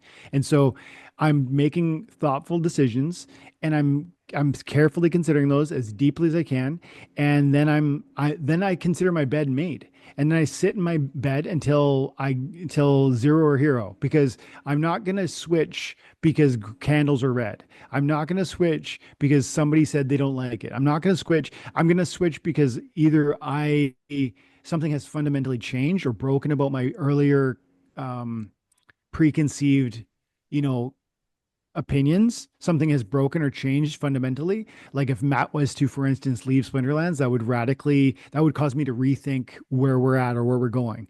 And it wouldn't necessarily mean I would sell, but it would be a moment where I'd be like, wait a second, Matt's leaving? Why is he leaving? And what's going on? And who's taking over? And there'd be all sorts of new considerations to me, that's how one makes a logical decision on what you're doing. It's not, man, SPS used to be $1, and now it's only 6/10 of a penny. That's, it's quote unquote dead. It's not going to ever go up again. Based on what? Based on the sentiment? Based on, you're salty because your bags drop? Because often that's what's happening. It's, while we have red candles, we have negative sentiment. While we have green candles, we have positive sentiment. That's why you have to make your bed beforehand based on fundamental concerns and thoughts, and then not be swayed by, but it's hard to do, isn't it? It's very hard to do. Yeah. Incredibly difficult. I mean, we're all still here in Splinterlands because, the belief in the game, the project, and and the community and stuff. But with all the other stuff, it's hard. Mm-hmm. Well, I think, we've had our, back to what we were talking about earlier, and off air as well. I think we've felt, and you can feel when the community is rallying, right? Like it's like there's a pulse of electricity that just kind of zaps across, the various Discord channels, and you can hear a little bit of a tempo shift in the content creators' voices, and there's excitement in Splinterlands right now, the likes of which I don't think we've seen in quite a long time. I think there was some inkling of that with when Rebellion came out, and it was, in combination of, Untamed leaving Modern, and Land had just launched, and SPS was starting to move, and a brand new And set of the cards was priority of coming in. 2024 was new players Yes, at yeah, that exact same that, time. And Matt yeah, had just taken over. Like yep, he just said, "Hey, I'm saving the ship from bankruptcy. We're gonna focus on new players. Here's a new set. yes, Land is yeah. coming." Yeah. But it does feel like we've entered into a new era, and you're looking at, the last 18 months since Matt took over. I think all systems seem to be firing at the right time at this point in time. We didn't even talk about Land 1.75 just dropping.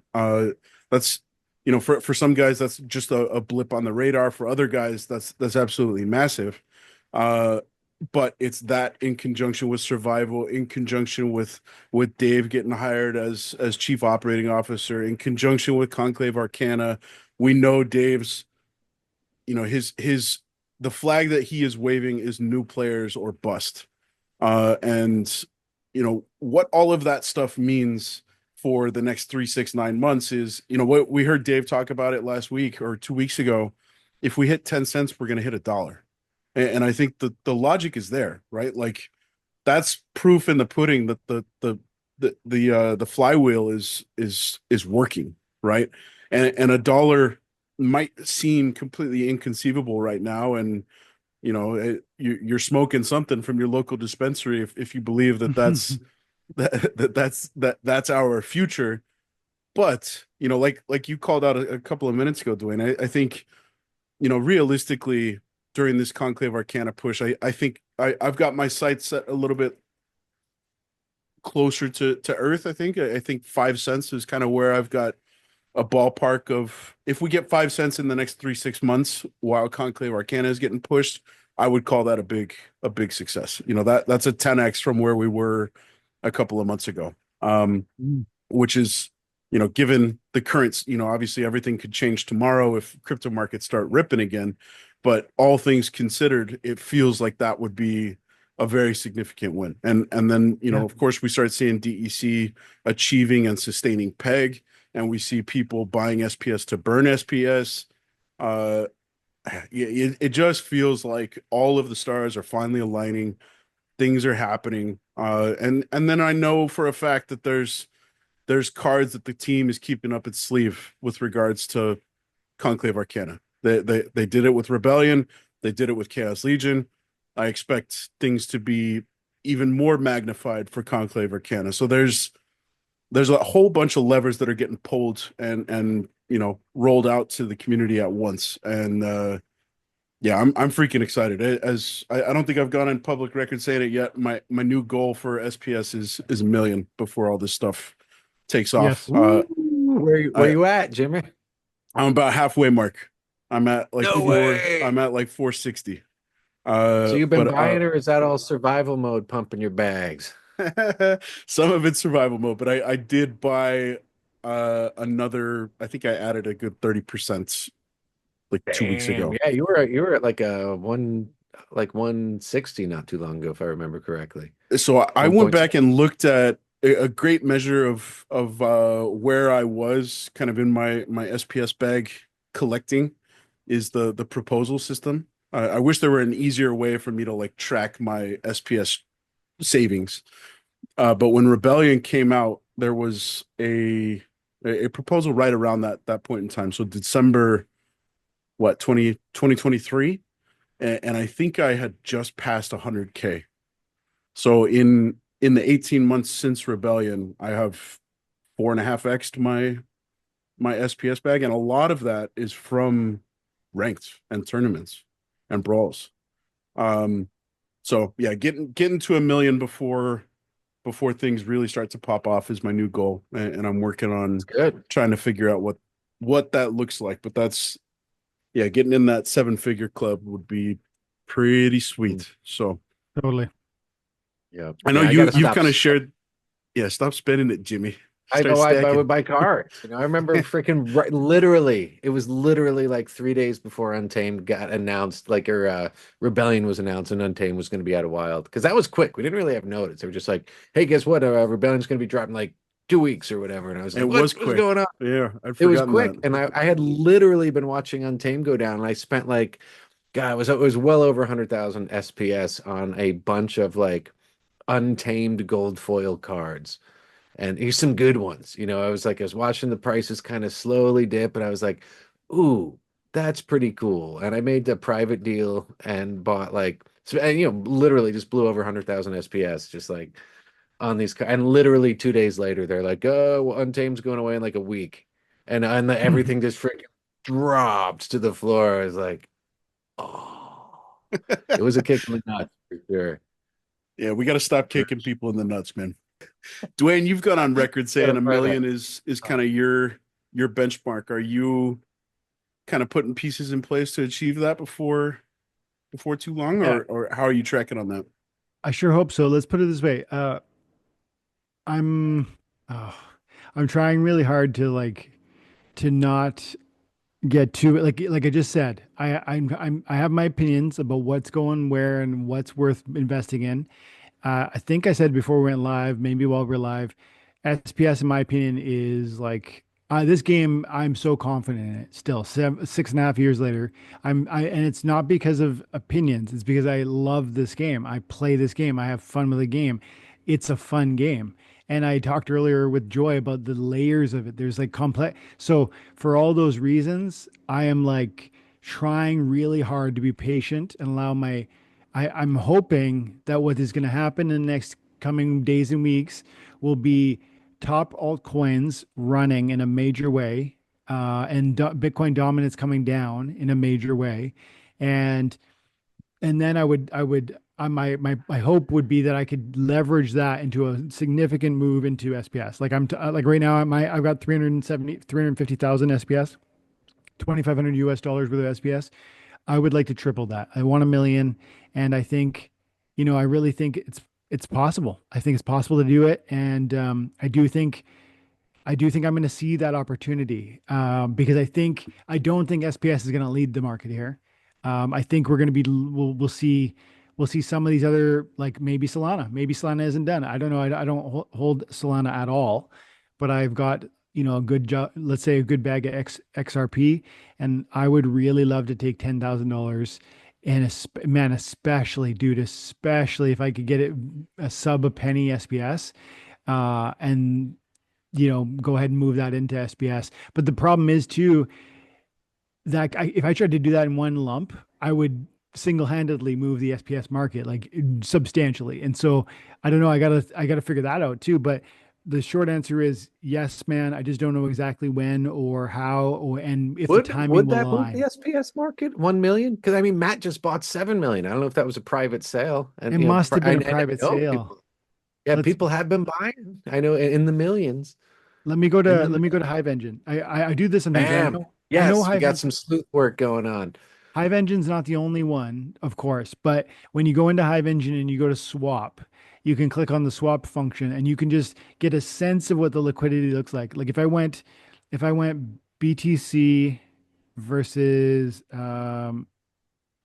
SPS, I bet it's $1,000 moves it. Like I'm clicking on it right now on my screen. If I had one Bitcoin, and of course that's 86,000. Whoa, sorry guys, that's 86,000 US dollars. It's calculating for me right here, but it'll tell me, and it'll show me the slippage. It'll say it's probably going to say, yeah. It says for $86,000 worth of Bitcoin, I could acquire 107,000 SPS, equivalent to $700 worth of SPS, which is telling me that a Hive Engine, at least, I would buy the whole book for $800. And so I know we could go around here and there to different ways and whatnot. And but honestly, he must have, the only way Matt's doing that is with like private sales, or he's got a bot buying 1,000 and every 5 minutes or something like that. I don't know what you would even do, but yeah, man, these are thin. The liquidity just isn't available. I mean, even go to Splinterlands and see how much SPS is still staked. It's crazy. Like SPS is not liquid. That's the other crazy thing. Flywheel stuff. Like there's a circulating supply, 1 billion, but then total liquid, 100 million. Like there's 969 million staked SPS. This is like 90% of it, 92% of it or something like that is staked. And how it takes, what isn't it how long does it take? 4 weeks to unstake. Yep. So, if these things move quickly from, like you said earlier, Jangles, from half a penny to 5 cents, that's a huge gain. People will want to sell into it, but they'll be 4 weeks from being able to do it. And so, yeah, man, I'm very confident that something like that would be possible. And I would personally love to acquire 1 million, and I'd love to play around with half of that, and like at least 1 million. And I'd love to play around with half of that as like I could sell it into a profit, into a green candle. I would liquidate and just sit on the sidelines with USDC or whatever until such time that I could rebuy. Because I think we see green candles and we're gonna slowly bleed out, and then we'll see big green candles in 4 years, and that's what I would think. Mm. Yeah, exciting stuff. I think I really love that mindset of, if we hit a dime, we hit a dollar. And I think the logic behind it is actually very sound, and it's packaged up in like a nice catchy little phrase there. Yeah, But I like that. it speaks to the flywheel. It speaks to all the tokenomics that Matt's been working towards, and yeah, I think we've all kind of been sitting by waiting for this moment. Like we are at that place where I think everybody who this is what we came here for, and I feel like it's getting ready to start peeking its head over the horizon and say what's up to old Splinterlands. So yeah, while you were talking, Dwayne, I looked in the background. The first week of December. So as Rebellion was going live, I had 145,000 SPS staked. So I bought maybe 70,000 since then. And I'm currently sitting at 457. So the difference of about 200 and some has all been earned, which is kind of crazy. I mean, That's really crazy. The ROI, if SPS bumps to 5 cents, I am very healthy green in terms of my investment on Rebellion, which is that's why we're here. One of the reasons. Yeah, land has been fantastic for me for SPS. I keep track of I have some spreadsheets, and literally just about to hit 1 million SPS from land alone. Wow. That includes, all the airdrop for owning, holding on to plots during the airdrop, before land was live and all that stuff too. So that was significant, I'm sure. But even just going hard on SPS on land, for the past year plus. I went freaking big on some of the got some occupied legend plots, got lucky, not legendary, occupied epics. I just got lucky, with some stuff as far as being able to generate SPS on a few key plots where you're getting, 5, 6 an hour, SPS an hour on a handful of plots. And because a lot of them, you don't earn much SPS, like if I converted some like standard plots with standard production, you're getting like 0.3 SPS an hour, and I'm like, damn, it would be way more, way smarter to just take all of that DEC that's firing that land and just buy SPS, then sit there and watch it trickle in like that. But yeah, no, it's been great. Land has definitely paid back a significant amount of SPS. Mm-hmm. Did And you get on that watching bandwagon? Well, it was $15 a plot or what? No, I bought I was all pre-sale. I bought everything of mine so in the pre-sale pretty much. $10 a plot kind of thing. I think it was like $3.50 a plot at the first wave of if I'm remembering correctly. But we I'm sound like sure. boomers who are talking about buying real estate. Back in my day. Oh man, yeah. It's crazy. Yeah, man, incorporating the if we could turn back the hands of time and address some of the hiccups that we've made, that SPS airdrop and the mechanics playing in would certainly be close to the top of the list. But man, kudos to you, Jimmy, for tracking all of that. And it's guys like you that I think have kept SPS in the conversation, because you've spent some of it, but there's a lot of guys who have just stacked and stacked and stacked ever Mhm. since then. And to kind of bring the conversation back to survival, the biggest winners of survival are the guys like Vugtis and Tofu and Dahota and Blaze, who have just done nothing but stack their card collection over the last couple of years, and now they have really, really deep collections, and they're getting paid in spades Mhm. because of it. And another one of the big concerns of survival mode was all of this SPS was just going to be leaking onto the market and create downward pressure that we couldn't afford at this point in time. And fortunately, it's worked out to where I couldn't be happier with where that SPS is going. I know it's going to diamond hands, the likes Yeah. of Vuctis and Tofu and DJ. They're not looking to sell that stuff. I would expect them to perhaps burn some if we're getting SPS on its horse here in the next couple of months, and maybe turn that into some moves on Conclave Arcana or something like that. But yeah, it just feels like, I know I keep saying it in this episode, but it feels like the stars are starting to align for us, and Mhm. it's exciting to be here again, Yeah. which is awesome. Mhm. I'm Yeah, I'm we'll see looking how at long this SPS payout goes too for your survival mode, because that's a question. I think it's pretty damn high. I don't know if that's going to maintain. We're going to have to transfer it over to Dow at some point. I'm very curious to see how long this huge windfall lasts for It's survival mode. six months is what the team's committed to, So six and months is what the team is going to continue to pay. yeah, and I Gotcha.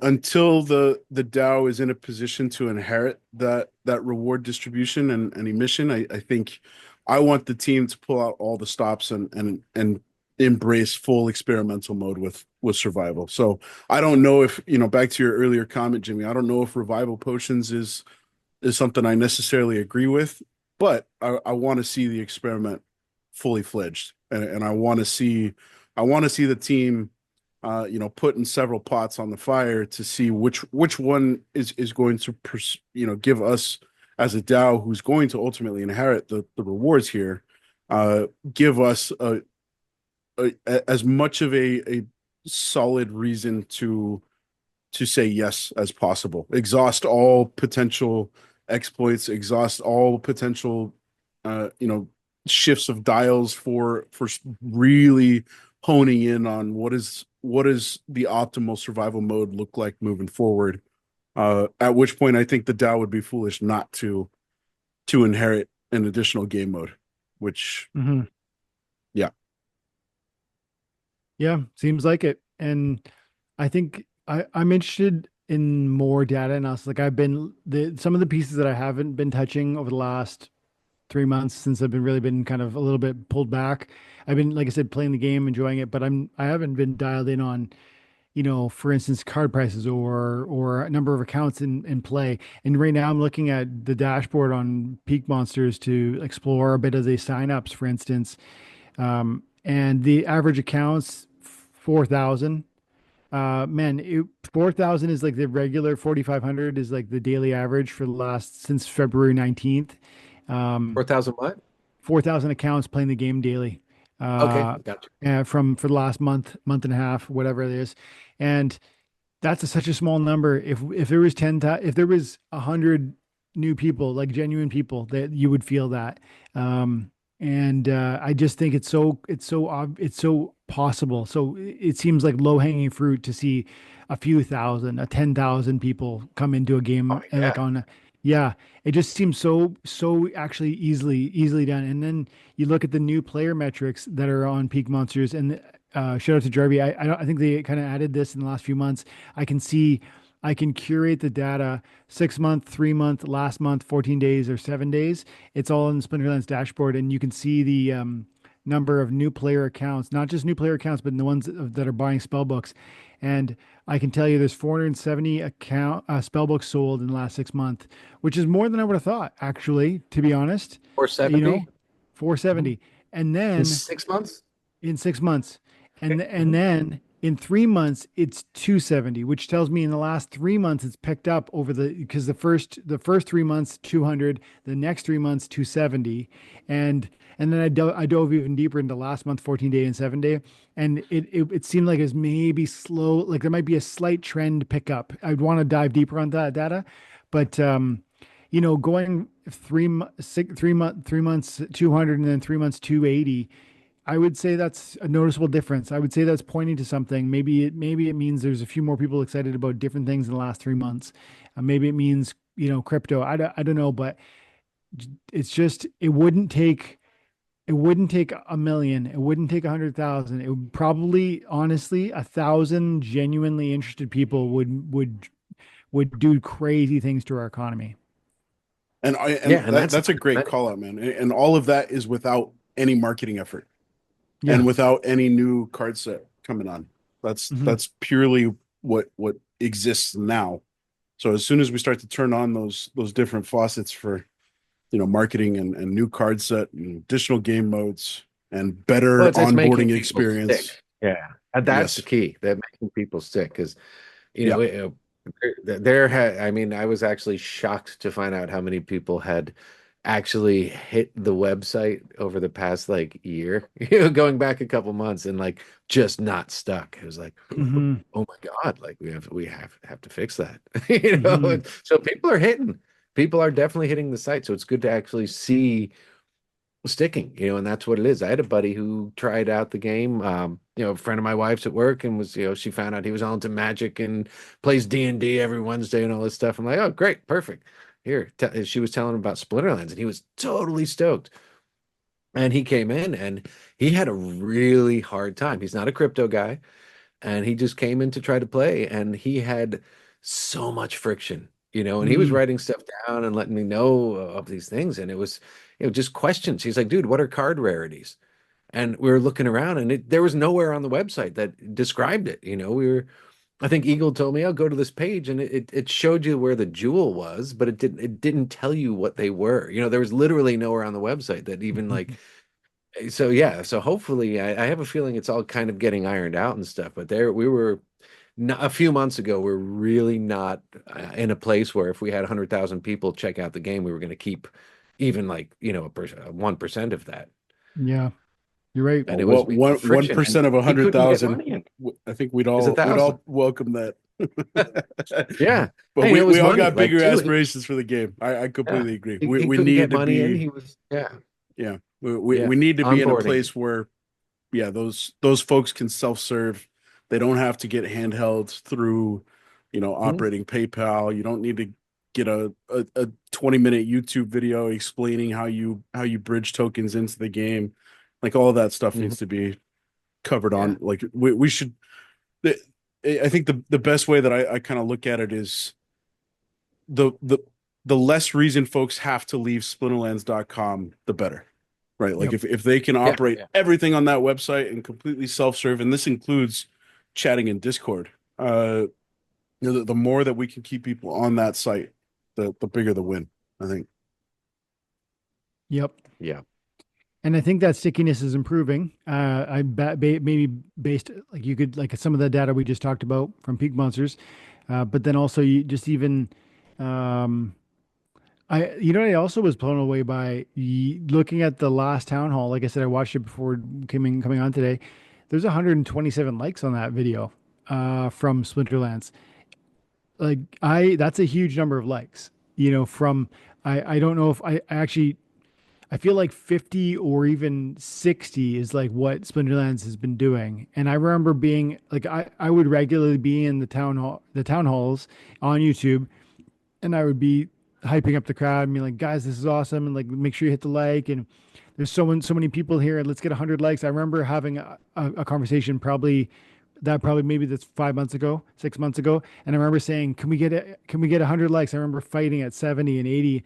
And I think we might have squeaked into 100 on that one for Splinterlands, but to be at 127, that again, there just feels like there's a breadcrumb, series of breadcrumbs that are pointing towards. We talked about the card prices tweaking up. We talked about like how Kitty was, and what survival maybe is doing. Like there's just a few breadcrumbs that are pointing towards it. Maybe it's already starting. I don't know. Maybe I'm maybe I'm jumping the gun, but I like what I'm seeing. I'm excited by it. Oh, it's definitely starting. I mean, even just that 270 spell books in 3 months is a huge change from 3 months before that, 6 months before that. Huge change. 3 a day, right? Like 90 days in 3 months, and 270 is 3 a day. And if we did 3 a day, like now, if they stuck though, right? If they didn't just join, but they stuck Right. and they got, but it's the right trend, man. It's the right direction. Yeah, absolutely. And I didn't want to seem like I was like, oh, it sucks. We can't onboard. I know that there's an awareness that, yeah, it needs to be a lot smoother than it has been.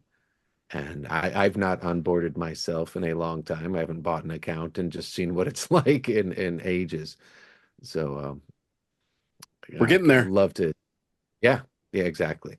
Yeah, I know people like Eagle, working very hard at exactly that. Just one of many people working He's awesome. on that. Oh yeah, Good guy. amazing. We have 100%. What's his wife's name? She's in there too, isn't she? Lily Fire. Yeah. Lily Fire. Yeah. Oh, she's amazing too, man. She's in that UX channel. She's one of the most effective, I think, communicators that the team has ever seen. As far as like being that communication between the community and the team, she just knocks it out of the park. She gets it. She knows how to listen, and she knows how to talk, and she knows when to ask the team to, hey, you're working on this. Would you mind? How hard would it be to slip this in here? And she gets stuff done. Yeah. Yeah. Totally. Yep. I love their story because I watched both of them with you guys, and she was like her hubby kind of I forget kind of the details, but it was like he loved it, and she kind of just got slowly sucked into it, right? Wasn't that how that one worked? And the kids too, I think the kids play. And now their family is like million SPS holders, and the kids have like gold foil collections, and they're all drinking the Kool-Aid now. Well done, Eagle. Yeah, exactly. Yeah. Awesome. Well, guys, we're coming up on the 2-hour mark. We started the chat, shouting out the community. We're ending the chat, shouting out the team. I feel like that's appropriate bookends. Dwayne, absolute pleasure hosting you, man. It's great to see you back in the fray, dude. We missed you. Looking forward to some live streams. Hopefully I can hop on. I know time zones don't always permit, but I will keep a lookout. And wonderful having you back, man. Thank you.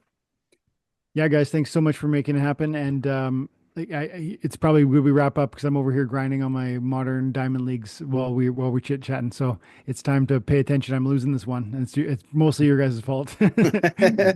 Well, you're welcome, opponent.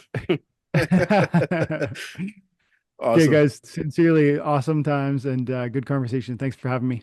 Wonderful. Yeah, thank you for being here, and keep that reverse mustache rocking. Yes. All right, everybody. Appreciate you guys tuning in. We will see you next week. In the meantime, you have been listening to The People's Guild. Welcome to the People's Guild. Splinterlands. Praetoria. For guests all across the mythical land of Praetoria, tune in. Come in. Welcome to the People's Guild.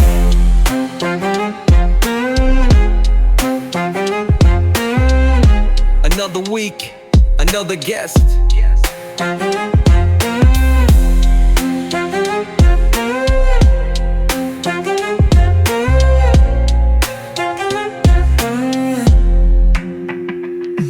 Praetoria. Praetoria. Tune in. Come in.